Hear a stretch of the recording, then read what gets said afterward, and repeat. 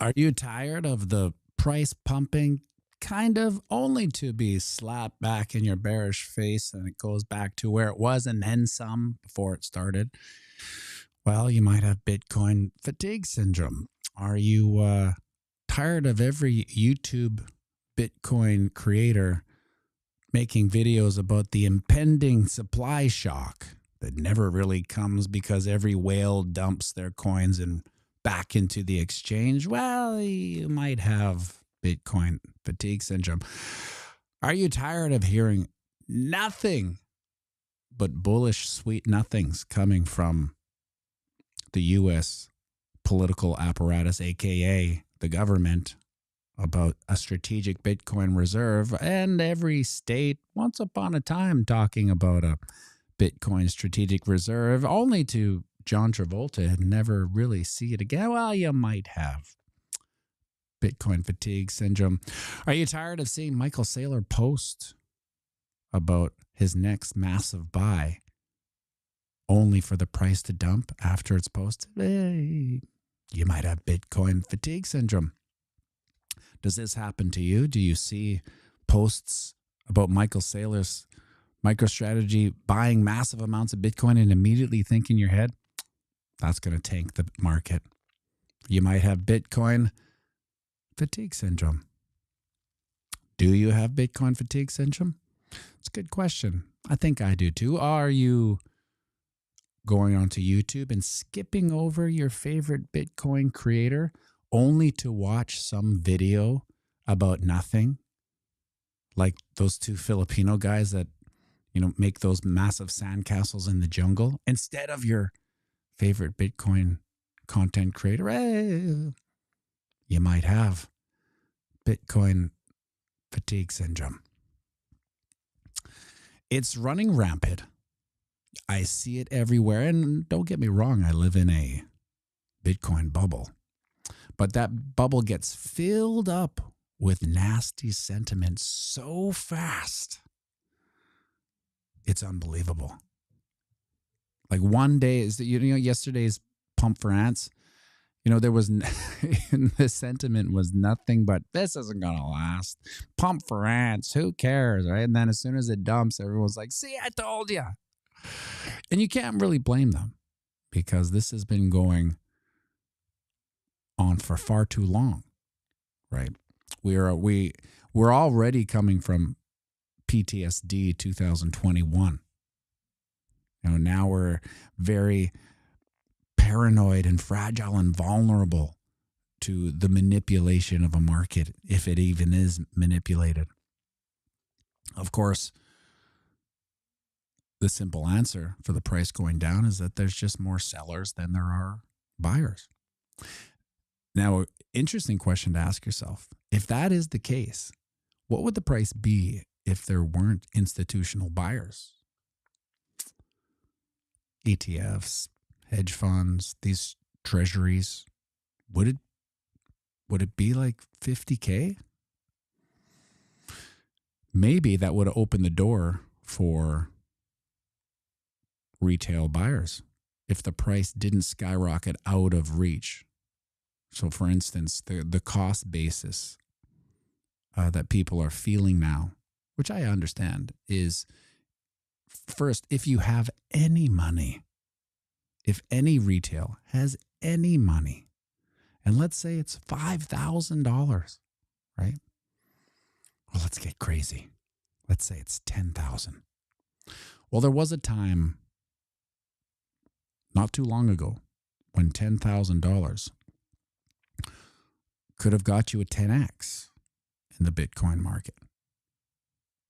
You get down at the bottom there. Well, maybe not a 10x. Yeah, probably a 10x. For sure, 10x. Well, you bought it at 10,000 when it was 15.5. As it goes up to 25, it's pretty close. You see where I'm getting at.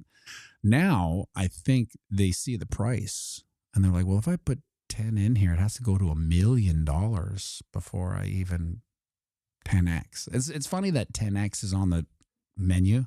It's like, what would you like, sir, for your investment? 10x, please. Never has 10x been on the menu. It is now. But so the question is, do they have the patience for Of course, the answer to Bitcoin fatigue syndrome is vitamin P. But do people have the patience for a 10x with 10K when they get all the dazzle and glitter from the only coins? Hey, handsome investor, why don't you buy this shiny meme coin? It can 100x your wildest dreams. Okay, what do I got to do? You just got to put $10,000 in this only coin, and it could 100x your wildest dreams. And so you can see how this would happen, right? Because the people that are getting sucked into only coins aren't the most sophisticated investors. They're just kind of tourists, right? And they're looking for the greatest tourist attraction in their limited knowledge of the terrain, so to speak. So they come in here, looking to purchase some Bitcoin. They get, because we don't know math, humans, we see the price. It's gotten away on us. Oh, well, why would I put $10,000 into 110K? It doesn't make it. It has to go to $1 million. And it's not like any of them understand a market cap, right? So they just see the law of large numbers. Not unlike everyone when it was 10,000. So for some reason, and I remember this like it was yesterday, 10,000 to 100,000 was insanity. Oh, you think Bitcoin's going to 100K, eh? Oh, my God. You're a complete lunatic. And then it did. And so here we are again in the same fractal, the same math fractal, 10x away from $1 million, saying, oh, you think it's going to go to $1 million. That's cute. That's cute. $1 million Bitcoin. That's cute. And then it will. And then it'll just seem normal. And people will be complaining about $800,000 Bitcoin. You know what's going to happen? I can just see the O faces on these Bitcoin thumbnails. Bitcoin drops to 800K. Bear market coming. You can see how this works, right? Especially if you have Bitcoin fatigue syndrome, which most of us do. Just another indicator, here is the most definitive answer to, is this time different? And this one is maybe the most wild. And what a buildup, eh? What a buildup I'm bringing to this. Let's go over here. We can keep it on this, actually. We got to get rid of this vitamin P. Remember, take your vitamin P, ladies and gentlemen. It's too late. Now, if this time is different, where does that fire going on there? I should maybe get rid of that fire. Where is the fire? There it is. So many useless assets in this scene, it's called. If this time is different, and very well may could be, it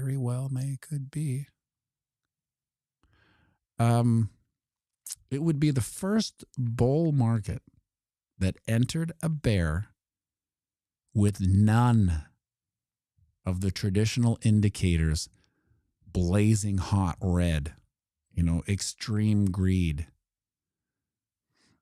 sentiment euphoric, market cap largest it's ever been.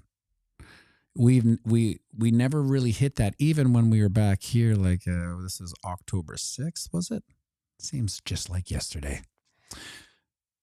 At the peak, the last local top, one might say, did you feel the FOMO? Did you feel the euphoria? No, it was non-existent. In fact, it was side-eyed by Bitcoin fatigue syndrome. Everyone was like, won't last. And it's not enough, so I don't care. It happened like that. Hit 126, won't last, don't care, not high enough. So there was no appreciation of the price action, even from, old school hodlers like yourself. And so it went down. But this would be the first time in Bitcoin's history that there wasn't a real top to the bull run, so to speak, with all the metrics flying, all these on-chain metrics, which I don't even follow anymore because there's too much backroom deals going on on the blockchain. Once they hit the ETFs, and then you got the futures, and you got all these things that are not really locking into the blockchain, from my limited knowledge, right? But anyway, that being said, all those metrics are not firing a bull market, blow off top, whatever you want to call that. So it would be the first time in Bitcoin's history where we just kind of wandered whistling Dixie, kicking at the dirt into a bear market without any top signals. Like, think about this one. This is my personal favorite top signal, is celebrities coming in. The celebridex, if it were.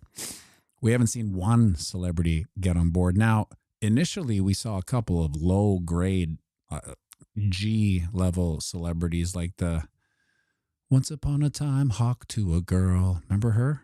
The Hawk to a Girl and her meme coin, and then the world erased her. That was like the highest grade celebrity coming into the market. So we need to see some bigger names, the Matt Damons, the Ben Afflecks. I even take Sylvester Stallone, or one of the old dinosaurs from the classic Hollywood era. Like, those guys haven't even, it's not even on their radar. So the celebridex is really at zero. I can't even add one. I said I was going to do that in 2023. Every time there was a celebrity endorsement, I would add that to my celebridex. I haven't even added one. I'm not going to add Hawk Tua, Bruce Mai. What kind of world do we live in where I consider Hawk Tua a celebrity? In fact, I don't think history will look too brightly on her as any type of celebrity.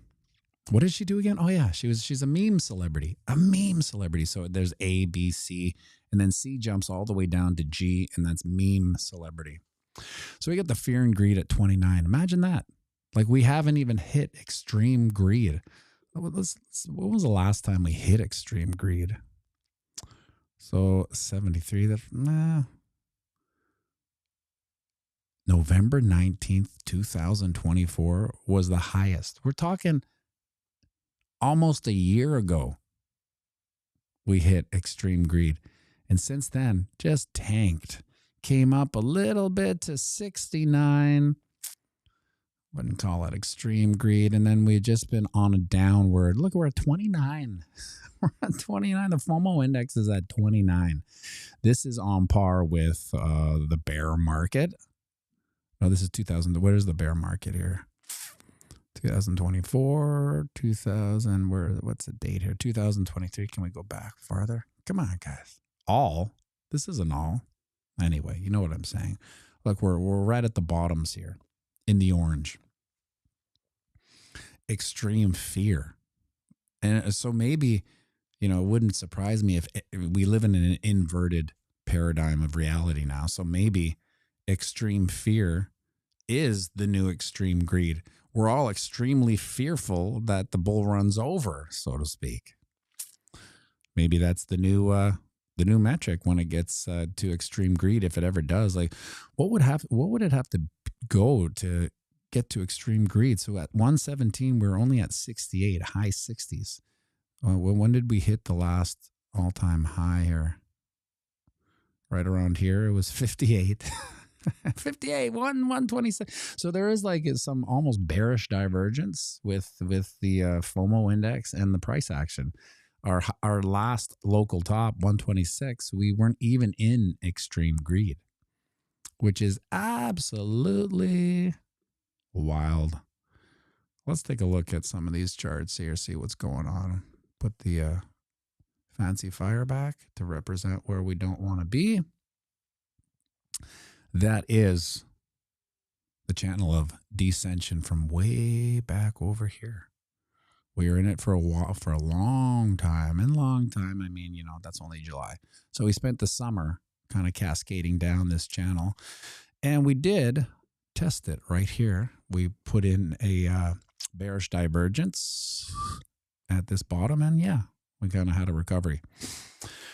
And then yesterday's pump for ants went all the way up to the is that the 50% fib? Yes, they don't color my fibs anymore. Oh, I messed this up. There we go.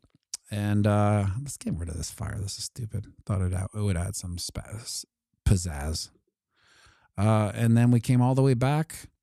Couldn't get over the 61.8% fib. Rejected.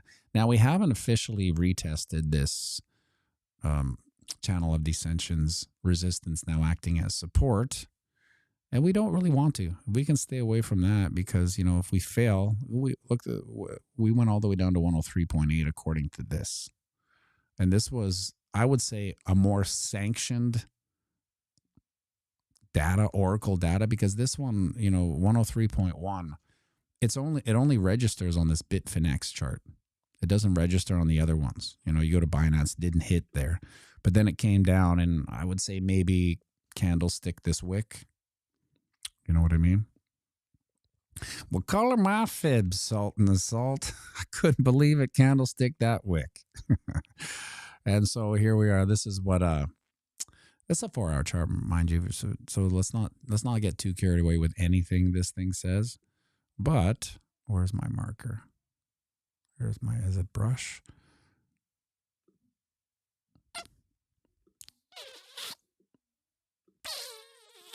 Right at that channel of dissensions resistance, which would be acting as support. You could see that it would be 106 is kind of a breakdown. Let's get out of here, this marker. Now, where would this go if we were to do some legacy TA?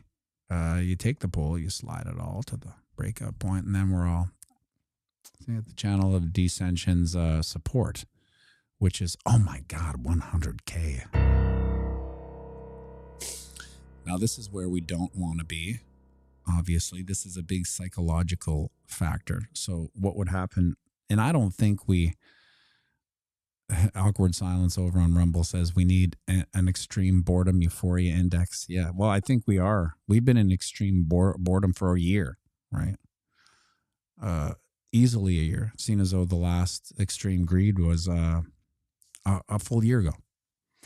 Anyway, if we were to ever hit this 100K mark, there'd be a decision. Are we going to break 100K and exist underneath there? And so think about this timeline. If this plays out in the next, month or so, and then we hit 100K, just from a seasonality point of view, you can't really be hoping for the longest bull run in existence. Can you? Can we really be hoping for that? Or does some sort of reality have to kick in where we're now battling 100K and it's December of 2025? At some point, we need to, collect the information and make a pretty, might not be the greatest judgment, might not be the most exciting, and definitely not the most bullish, but we hit a point where the time is a factor, and then, people will say, well, this time's different. Maybe it is, do we have cycles anymore if we don't hit all those euphoric metrics on the on-chain metrics? Can we have bull runs where we don't hit euphoria and FOMO?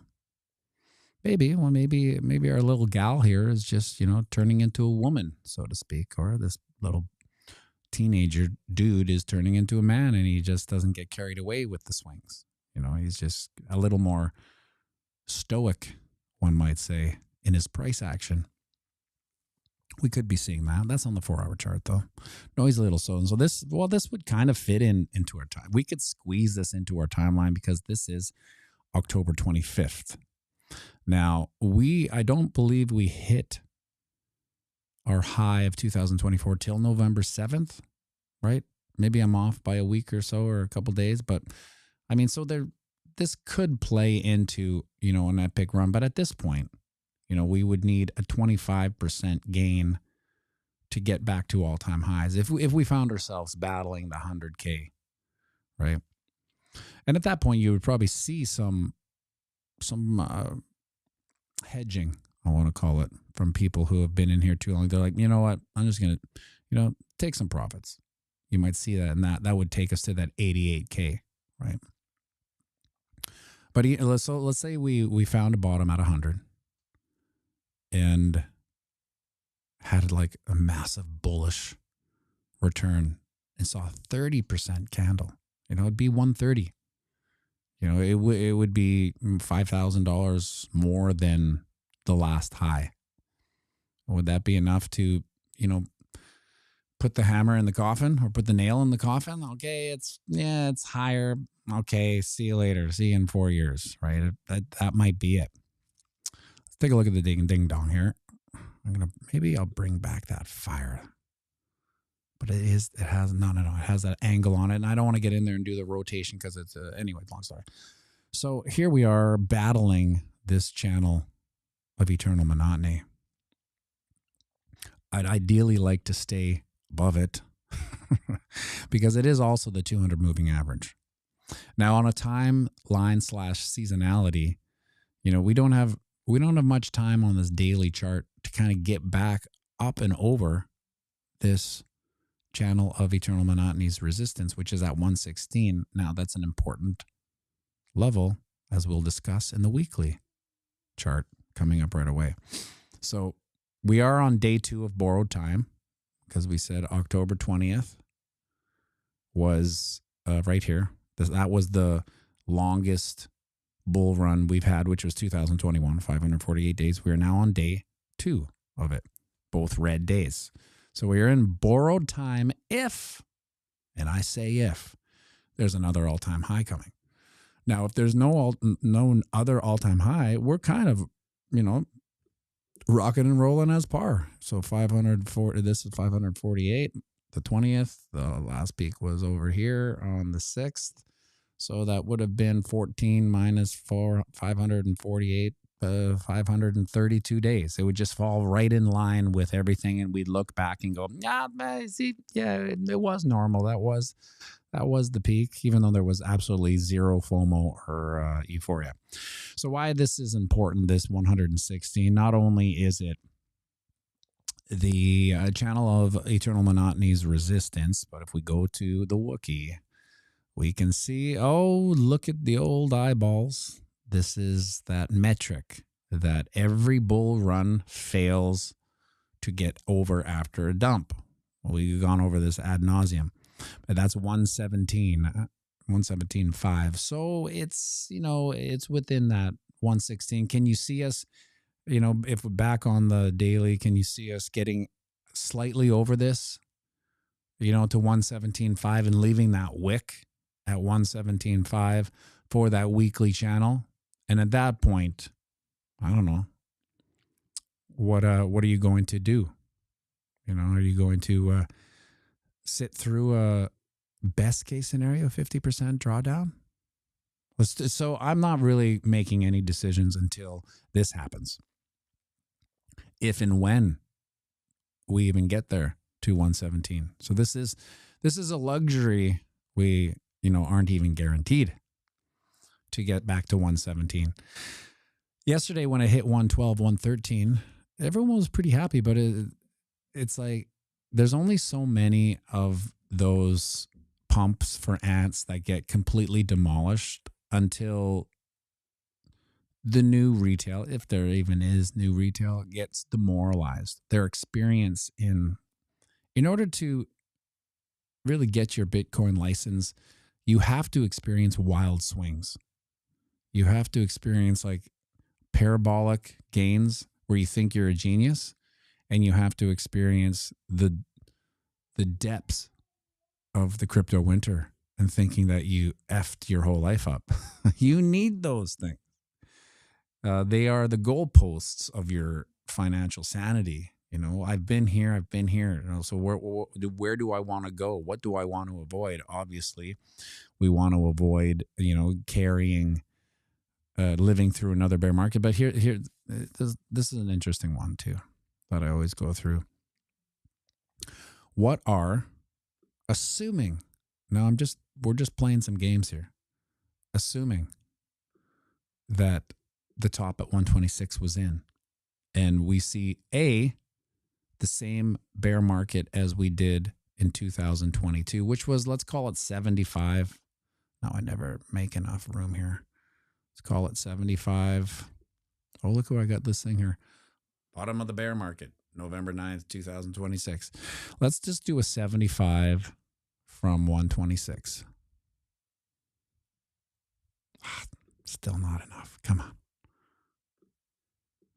Let's do that. We'll go over on the old monthly. That'll be better.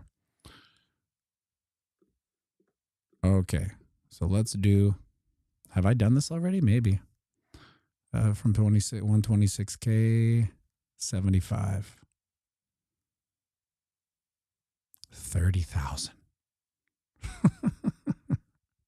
So you can imagine if we saw the same drawdown into the crypto market like we always see, but we know that it's a little bit diminished, right? Diminished highs, diminished lows. That's what, if we experienced the same thing 2021 from here, it would be 30K. Personally, I'd be pretty excited. But then you got to go do some like 4D math. Well, you know, is that 10x from here? 300K? Is that the top of the next bull market? Yeah. So let's say that there we do experience some diminishing returns on the downside, and we only do a 50. Now, I could probably do the math, but let's just do 50% would be that 61K, which would be right in this, you know, past Alta. There's a hell of a lot of action here. Look, we did the summer bummer 2024. I think that was right there. Is that 2024? Yeah, that's the summer bummer 2024, just straddling 61. And then this was the all-time highs of the 2021. So there are a lot of metrics suggesting 61 as, you know, potential support. Now, I wouldn't be surprised to kind of go under it a little bit, throw some wicks for max pain, right? Because you always got to factor in max pain. That is where the real market exists, with max pain. We just go from max pain to max pain. And if you can identify that, as much as you don't want to, we don't want to know what max pain is, because they're the scary numbers, right? But that's why 100K is as brutal as it would be for on this 4-hour chart here, 100K. As brutal as that would be, it's not max pain. You always got to factor that in. Will this hurt enough? Will this hurt? Yes. Will it hurt enough? No. 88K would be the real pain, because we would break 90 at that point. There'd be nobody watching Bitcoin content. Just the old schoolers. Just the old schoolers. There'd be no, I don't even know if Bitcoin YouTube would even be a niche at that point, because we haven't provided enough dopamine for the new retail. They haven't experienced enough. We're all dopamine fried here because we've ridden the roller coaster many times, up and down. So we're a little bit dopamine fried. It would take 250 for us to get out of bed, right? We would be at 250, and you know what we would say? God damn, it's about time. Make sure you like and subscribe and share this